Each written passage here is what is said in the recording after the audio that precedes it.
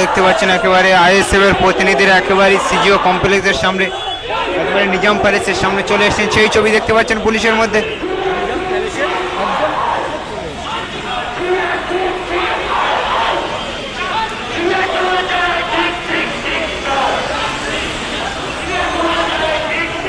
একেবারে পুলিশের সঙ্গে কি কথোপকথন হয় সেই ছবি দেখানোর চেষ্টা করব।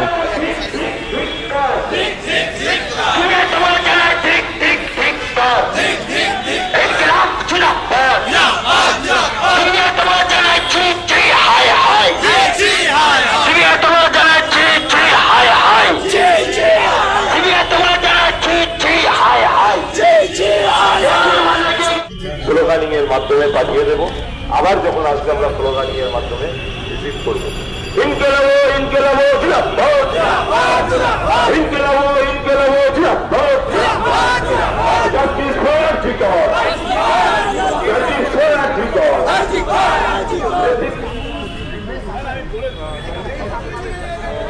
আইএসএফ জিন্দাবাদ, আইএসএফ জিন্দাবাদ,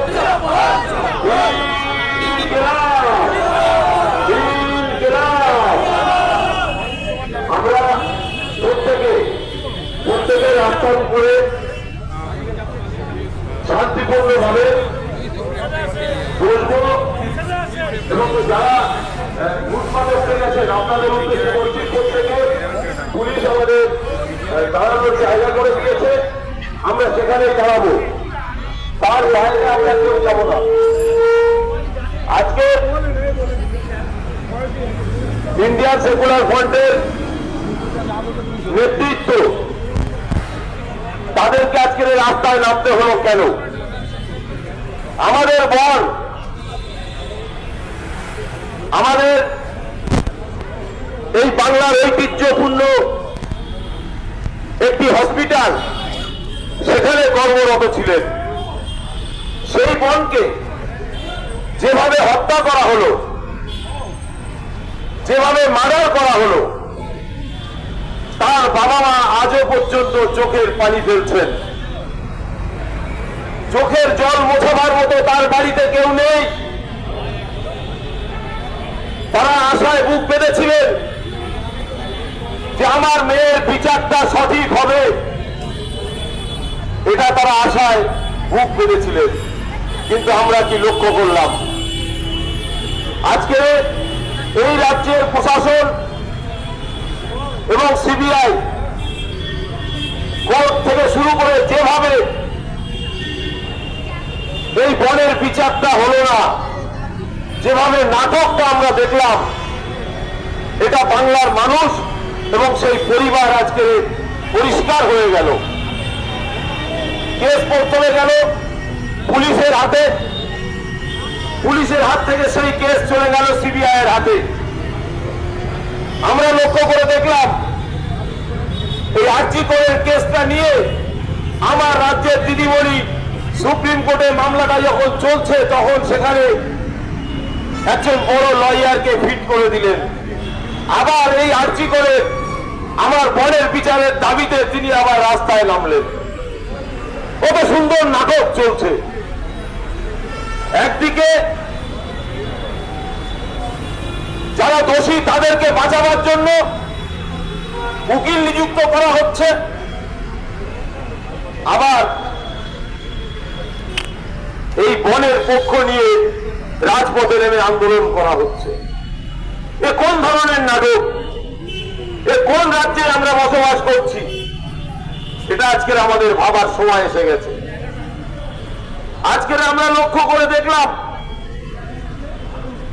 কোর্টে বিচার চলছে। গত কয়েকদিন আগে পেপার পত্র পত্রিকায় দেখছি যে সেখানে বলছে সিবিআই সঠিক প্রমাণ দিতে পারলো না, চার্জশিট জমা করতে পারলো না। কোর্ট বাধ্য, আইন দেশের সংবিধান অনুযায়ী তাদেরকে মুক্তি দিয়ে দিল। তাহলে বিচারটা কোথায় গেল? বিষবাউ জলে চলে গেল, পানিতে চলে গেল। একবার ভাবলো না আমার ঘরে বোন আছে, একবার ভাবলো না আমার ঘরে মা আছে, আমার ঘরে মেয়ে আছে।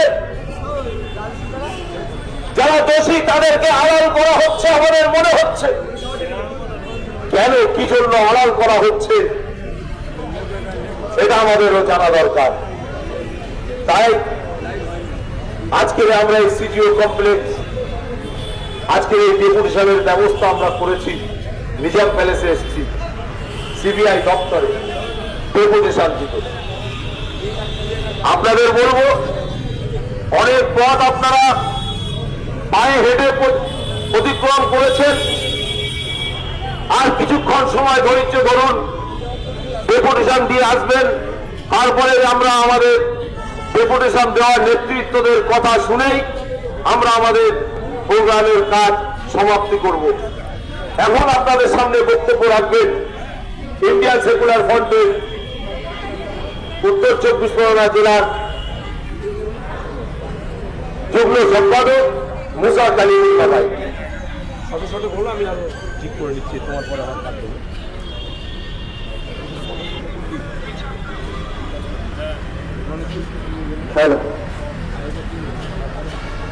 আপনারা জানেন আমরা এখানে কিসের জন্য উপস্থিত হয়েছি। সর্বপ্রথম আজকে 3 মাসের অধিক অতিক্রম করলো পশ্চিমবাংলার একজন শিক্ষিত মেয়ে, ডাক্তার বোন, তিনি কর্মরত ছিলেন আইজিকর হসপিটালে।